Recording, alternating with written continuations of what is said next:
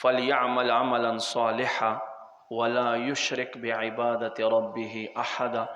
وقال تعالى في شان حبيبه ومحبوبه مخبرا وامرا إن الله وملائكته يصلون على النبي يا أيها الذين آمنوا صلوا عليه وسلموا تسليما. درود شریف امین محبت سره اللهم صل على سيدنا ومولانا وملجانا ومعوانا محمد رسول رب العالمين.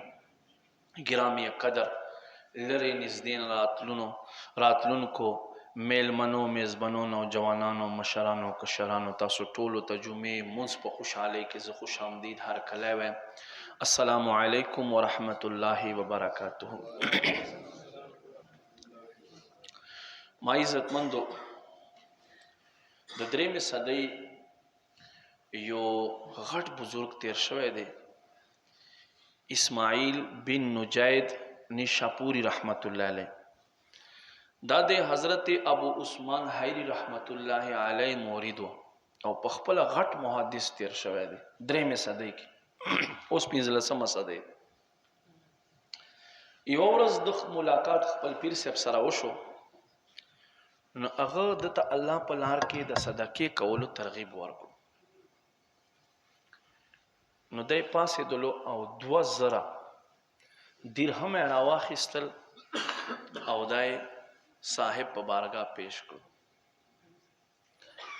نو کله چې هغه وکتل خوشحاله شو او بیا یې خلکو تر مخه حضرت اسماعیل بن نجید نیشاپوری رحمت الله علیه صفتونه شروع کړل. چې صفتونه شروع کړل نو دته د خبرې خوند ورنه کړلو او لږ ټیم بعد بیا ورپسې راغی په مجمع کې. ته وایي تاسو خفه کېږئ، ما کمې روپۍ چې درکړې وې زه اوس نه صدقه کوم، ما ته واپس راکړئ،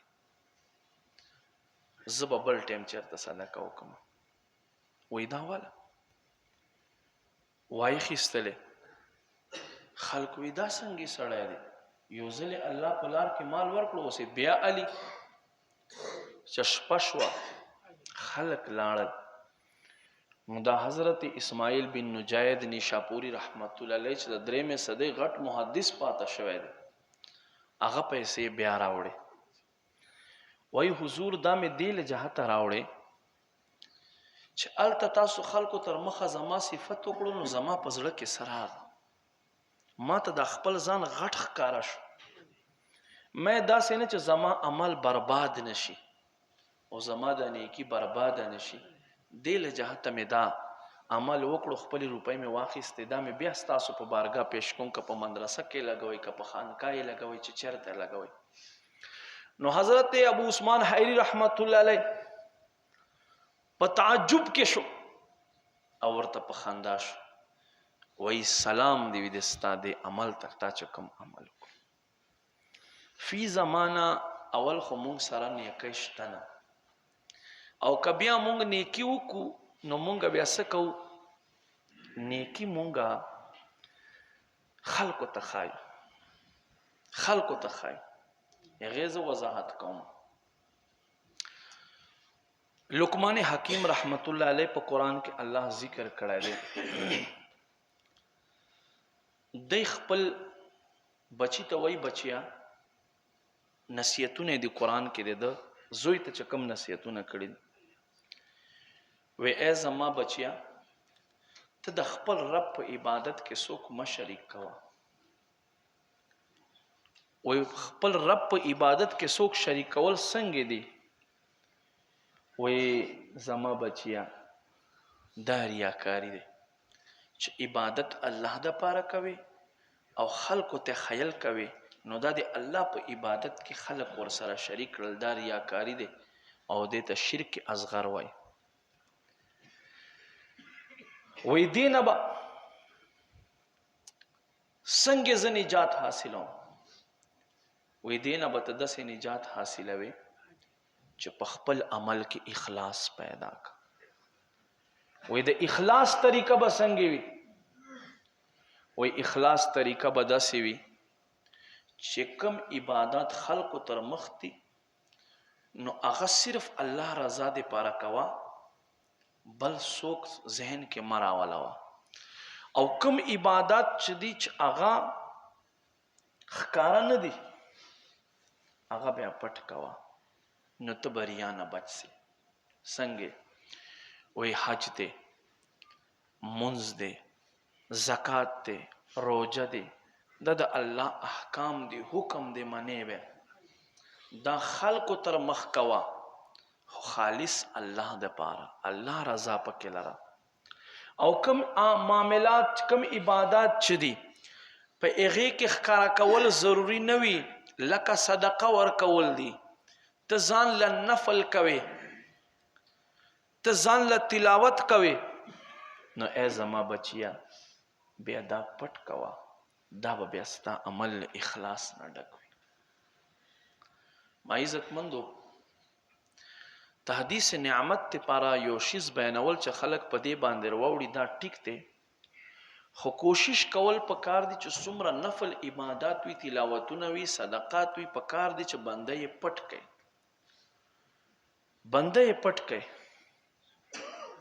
خلقو ته خیلو دپاره به دا شی نه کوي چې څو پټ وي بیا دوراغ وي. لکه زمونږ په معاشره کې خلک وایي یاره تقریبا یو 10 کاله به مې کېږي چې مسلسل زه تهجد کوم، ما چېرته تهجد نه دي قضا کړي. نو ټیک ته کوي خو ته خو الله دپاره کوي که نه، خلکو تر منځ خو اعلان کولو دپاره خو نه کوي که نه. حضرت سیدنا سفیان ثوری رحمت الله علیه یو سړي خواته میلمه شو، یو حاجي صاحب خواته میلمه شو. هغه حاجي صاحب خپل خادم ته وایي لاړ شه پاسه، اما دویم ځل حج نه چې کوم لوښي راوړي دي په هغو لوښو کې صاحب ته ډوډۍ راوړه. پخوا خو داسې خلک خو نه و، داسې اولیا خو نه و، داسې علما خو نه و چې یاره که زه حق خبر کوم بیا مقتدیان تنخار بندی. داسې خلک نو هغه وی ما له تا نه بل غټ مسکین سړی په دنیا نه دی لیدلی. ای حاجي صاحب سفیان ثوری رحمت الله علیه ورته فرمایي ما په دنیا کې له ستا نه بل غټ مسکین نه دی کتلی. وی څنګه؟ وی په یوې جملې په یوې خبرې سره د 2 حجونه ضایع کړل، 2 حجونه دی ضایع کړل. زمونږ دا ډېر خلک چې وي که نه چې نوم سره حاجي نوم وانخلې نو دی خفه کېږي. هلکه تا خلکو دپاره حج کړی دی که الله رضا دپاره دی کړی دی؟ زه خپل بیان ته واضح کوم، ډېر غټ موضوع دی، بیا به انشاءالله پورا ذهن مو پې کلاو شي. امیر علیه سنت فرمایي ما سره یو کس میلاو شو په ټرین کې، پخوا خبر دی، نو ما تپوس ته وکړو چې ستاسو نوم په سفر کې نوم تپوس کول دا ښه وي.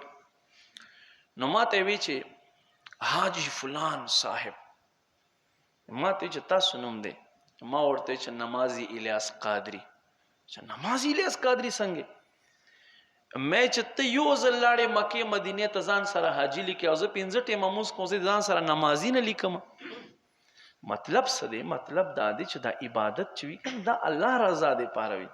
زمونږ په معاشره کې خلک عمرې ولته هم حاجي وایي، عمرې ولته حاجي نه وایي، هغه ته معتمر وایي، عمره کوونکی. حاجي خو حج کوونکي ته وایي، خدا صرف الله رضا دپاره. یو حدیث به درته بیان کوم. نبی پاک صلی الله علیه و آله وسلم صحابی حضرت عبداللہ ابن عباس رضی اللہ تعالیٰ عنہ فرمائی چې مونږ ناستو په دې کې یو صحابي راغی وایي قربان زه نیک عمل کوم خو په ډېر شوق سره یې کوم، محبت سره یې کوم، خو دې سره یوه بله معامله هم دی چې په نیک عمل باندې بیا خلک ما صفت کوي لکه څنګه چې ستا او ما، نو زه بیا په زړه کې ډېر زیات خوشحاله یم پې باندې چې او فلانی مې هم یادوي. کومې الله رضا دپاره، بل چا دپاره نه. او فلانی خو پټکی په سر کړی، فلانی خو ګیره پرېښوه، فلانی خو 5 ټیمه مونځ شروع کړو، فلانی تهجد هم کوي، او ته دننه پې باندې پړسېږي، نو دا عمل دې برباد کړلو. دی وایي قربان عمل الله رضا پاره کوم، خو چې دا خلک مې صفت کوي نو دې سره زه نور هم خوشحالېږم. بس دا خبرو کولو چې سوره کهف اخیرنا آیت الله رب کریم نازلو فرمای فمن کان یرجو لقاء ربی، سوک چې د خپل رب سره ملاقات امید لري، فلیعمل عملا صالحا، هغه ته پکار دی چې عمل د نیک کوي، ولا یشرک بعبادت ربه احدا، او د خپل رب په عبادت کې د یو هم د سره څوک نه شریک کوي، د سره د څوک په عبادت کې نه شریک کوي. ما عزت مندو قدر مندو الله محبوب فرمایي اے ما امتیانو، نیکی کول آسان دی، نیکی کول آسان دی، خو نیکی پټول دا ډیر ګران کار دی. نیکی کول آسان دی، نیکی پټول ګران کار دی. زمون خلق سوی یره دومره کالونو راسې زه حج ته ځم راځم، یره دومره ځله ماته نبی علیه السلام دیدار شوی دی. مخکې ورځو کې یو کس ساینس ټیچر ما سره ماته وی یره تا ته جناب محمد رسول الله صلی الله علیه و آله وسلم زیارت شوی دی که نه دی شوی؟ نو ما ورته وی دا خو د راز خبرې دي، راز خبرې خلکو ته مه ښایه، او چې خلکو ته دا راز خبرې ښایې بیا دې سره هغه تعلق بندېږي.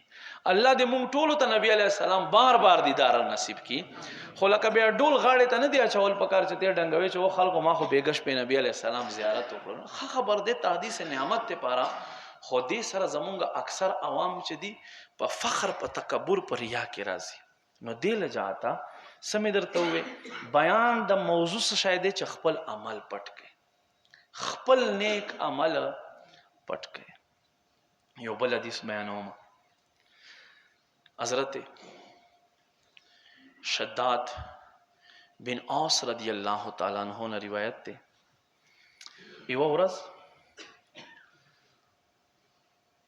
یو صحابي دی وکتلو چې ډیر زیات مغموم دی، پریشان دی، په مخ ډیر خفګان آثار دي. وی قربان ته خو ما چرته داسې نه کتلی، نن خو تا په مخ باندې ډیر زیات د خفګان آثار دي، ولې؟ نو حضرت شداد بن اوس رضی الله تعالی عنہ ورته فرمای ها یو ورځ می الله محبوب وکتلو ډیر زیات غمجن و، ډیر زیات خفه و. ما وی قربان تاسو خو ما دومره خفه چیرته نه یو لیدلی، ولې تاسو خفه یو؟ نو الله محبوب صلی الله علیه و آله وسلم فرمایل چې زه د خپل امت په دوه شیزونو باندې ډیر زیات یریږم.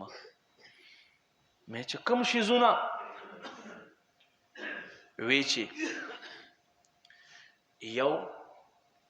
یو شرک دی، او دویم چې دی هغه پټ خواهش دی. مې چې قربان تا امت په شرک کوي؟ نبی علیہ السلام فرمایل لا، اوس داسې نه چې ما امتیان به کاڼو ته، بوټو ته، لمر ته، سپوږمۍ ته سجدې کوي. ما امتیان به کاڼو بوټو ته سجدې نه کوي، دا شرک به نه کوي. زما امت په نیک اعمالو کې خلکو ته خیال کوي، چې په اخبار کې مې نوم راشي، چې په کیمره کې راشم، خلک وایي د دومره پیسې وشیندلې، د دا وکړل، د دا وکړل، بس چې خلکو په خوله باندې زه راشم عمل به برباد شي. مې چې قربان پټ خواهش څه شی دی؟ ما ته وی چې په زړه کې به تمنا لري چې ما غټې بنګلې وې، زه یو غټ امیر کبیر وم، په زړه کې به دنیا انتهایی ګهرایي سره دکې پرته وي. نو زه په خپلو امتیانو باندې په دې یریږم. اگر دنیا خواہش تمونگا سور کرلو، اپنی فیوچر کو درست کر لو، اپنی فیوچر کو سنبھال لو، پخپلو خپو ودرے گا، مخی تبتا عرص کار کوئی. آگاہ اپنے موت سے کوئی بشر نہیں، آگاہ اپنے موت سے کوئی بشر نہیں، سامان 100 برس کا ہے پل کی خبر نہیں. انسان یو خواروان وی او لاړ په بل خواشي. نو داسې انسان ته څه توقع کول پکار دي؟ په دې کې څومره د امیدونو غرونه تړل پکار دي چې دا به کوم، دا به کوم، دا به کوم.